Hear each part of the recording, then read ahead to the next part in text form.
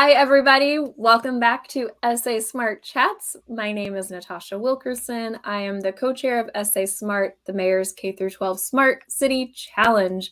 As you know, our theme is water. We've been talking to a bunch of water experts.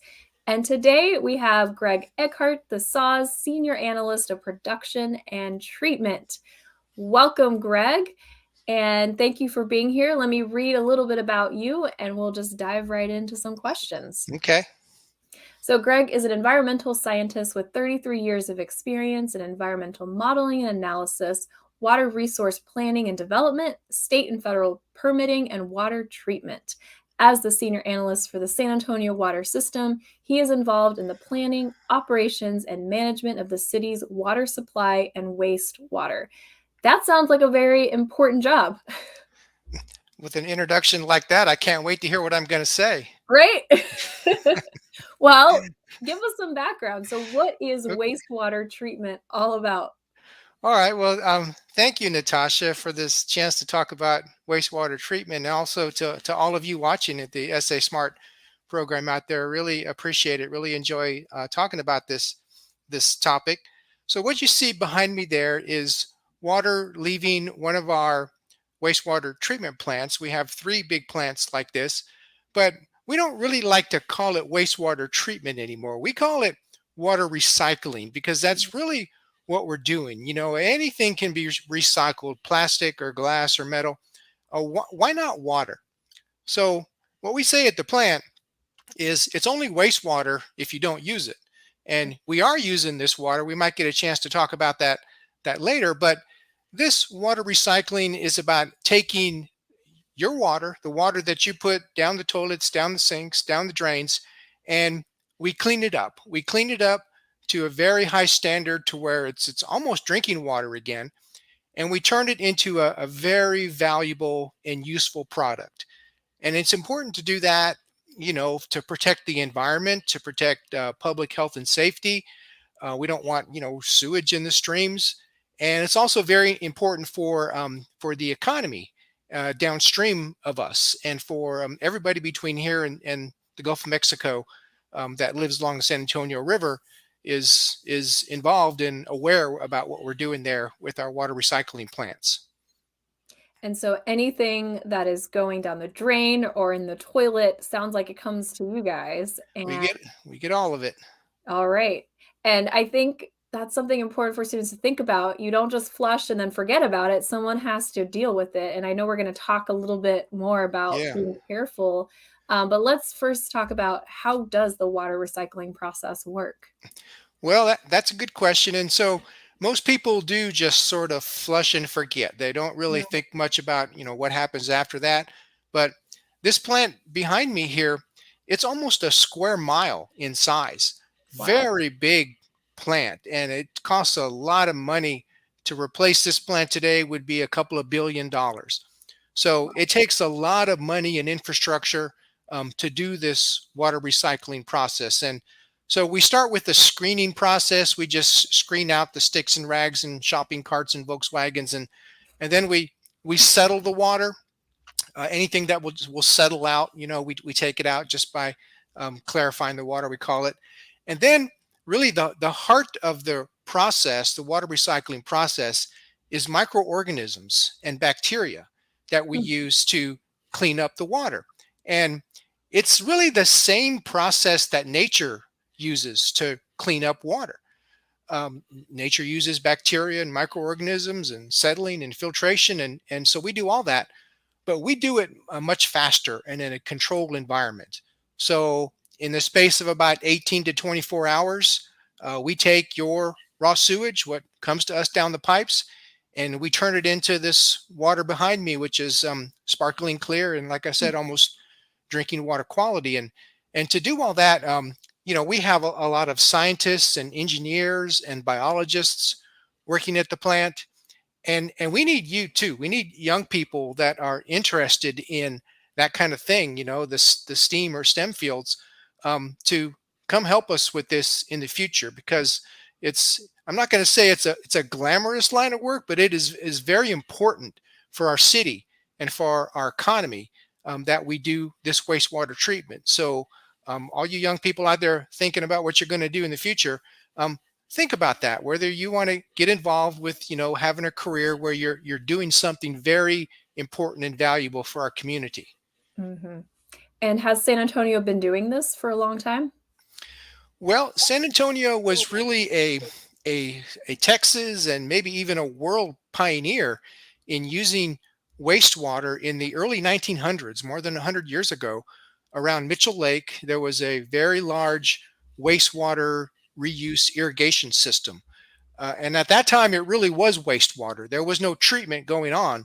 They were just using raw sewage to irrigate croplands down there. That's not the way we, reuse wastewater today, but it was very forward thinking and progressive for 1900 when they were doing that. So San Antonio does have a very long history and relationship with water recycling and reuse. We have a very large recycled water distribution system that we built in the late 1990s. So instead of the water just going into the river, we take some of this water and we pump it back up into the city for golf courses, and the Toyota truck plant uses about 1 million gallons a day in their painting shop, and Trinity University and a lot of industries use it in their air conditioning cooling towers. Um, so and it's the largest system in the country. So we have been doing this a very long time. And when we started that in the the late 1990s, it was really all about conservation. The water we get from the Edwards Aquifer is drinking water. We don't have to do really hardly anything to it. We add a little chlorine to it and fluoride and send it to customers. And so if we could use recycled water instead for things like golf courses and irrigation, then we save our drinking water. So every gallon of water that we recycle and reuse is a gallon of drinking water that we've saved as well. Yeah, that's interesting. So let's get back to earlier. You mentioned this flush and forget. I know Yeah. this is a big issue with flushable wipes, which they're called flushable wipes. So you think you could flush them, but what are the problems with that? Yes, they're called flushable wipes, and there's a lot of things you could flush, like golf balls, but you maybe you shouldn't, right? Right. So flushable wipes, they cause terrible problems for us. They've sort of come into common use in the last, I don't know, 6 or 8 years. Now, normal toilet paper is designed to like break up into in the sewer system, to where it doesn't cause any clogs or any problems. But flushable wipes are not designed that way. They get in the sewer system, and they form these terrible clogs or mats. Mm. And so when they by the time they get to the plant, sometimes they're the size of refrigerators or larger. And What? so yes, so we have to use cranes in some cases to try to drag these big balls of so-called Gross. flushable wipes out of the sewer system. Wow. So they clog up our pipes, they clog up our plant, they cause pumps to burn up that we have to replace. So it is proven very expensive and a very big issue and problem for us, and having to deal with flushable wipes that we've been getting here in the last 6 or 8 years. So we want people to be aware of that just because it says flushable on there doesn't mean that you really should. Well, part of this Essay Smart Challenge is for students to tackle some of these problems. So it sounds like the challenge here is the mislabeling, first of all, of flushable wipes, and then communicating to customers that there are certain things you should not be flushing, and here are the reasons why. So, what else can students do to help with this problem? Well, they can do that. They can not flush these so-called flushable wipes. But I think I mentioned that the process is biologic. We use Mhm. microorganisms and bacteria, and that's why it's very important not to put anything down the sewer system that's toxic to life. This is why we ask people not to flush outdated, expired pharmaceuticals or medicines Mhm. that they get, or anything, paint, or any kind of chemical, anything that will disrupt the biology of our plants down there can cause us to have process problems, and it takes time to overcome those sometimes, because the process is biologic. And when the bugs get sick, it can take a week or 10 days for them to recover. So that's how you can help, is to just be aware that there's only three things you should put down the sewer system. One of them is, they all start with P. One of them is paper, and you can probably think of the other two. But those are really the only things that you should put down the sewer system, because it's a biologic process, and anything else can disrupt that and cause trouble for us. Yeah, that's great. And I think this is a very perfect problem for SA Smart teams to think about. And we've heard this theme from other guests: communication. How do you Yeah. get this message out to the customers of different ages, of different access to technology?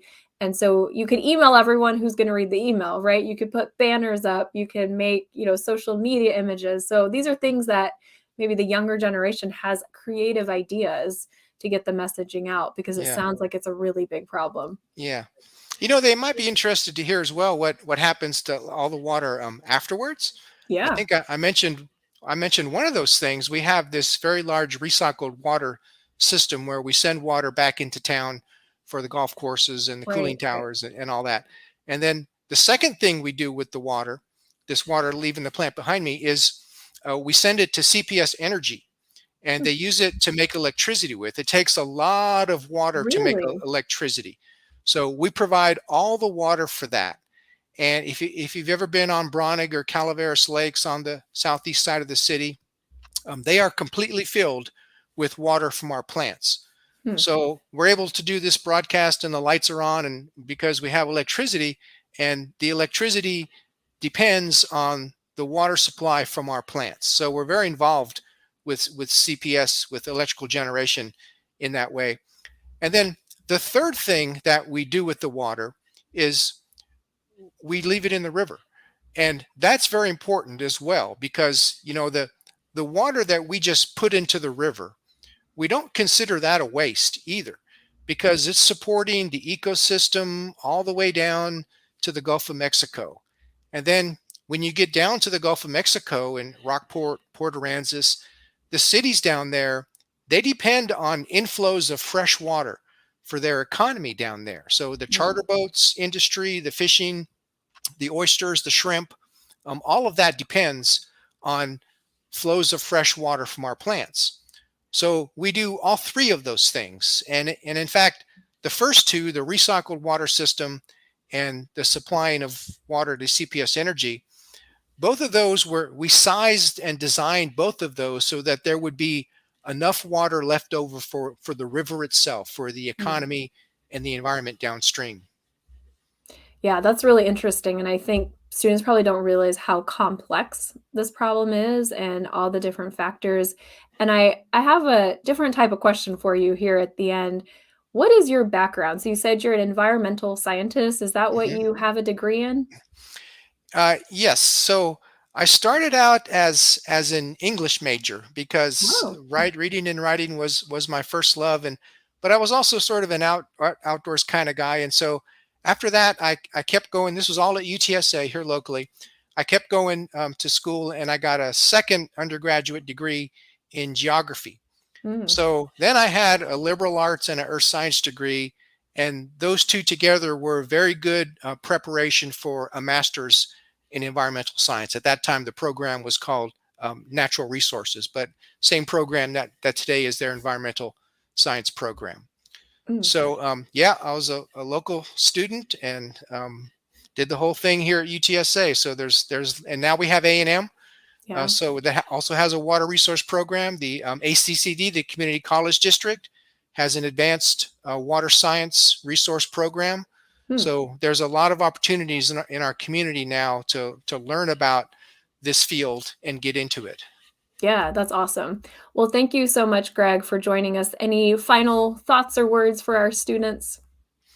Well, I just really appreciate y'all taking the time. And so if any of y'all want to come out to the plant sometime for a tour, just let me or Natasha know, or somebody at SAW, and we love to show the place off because not many people, like we said, get to see it. They don't think about what happens afterwards. So if Yep. you're interested, be sure and let me know, and I will take you on a tour and show it to you myself. And I've actually been there. I think it's been 5 years, but I took a group of students, and it is a really great tour. And I remember that place behind you in the Yeah. photo. So if there's any teachers, I know several are looking for field trips that are related to this theme. So this would be it. This would be perfect. So Yeah. thank you again for the invitation, sharing your knowledge, and best of luck to all the SA Smart teams as they tackle this issue on water. Thank you, Natasha. And thank you all, you SA Smart viewers. Thank you.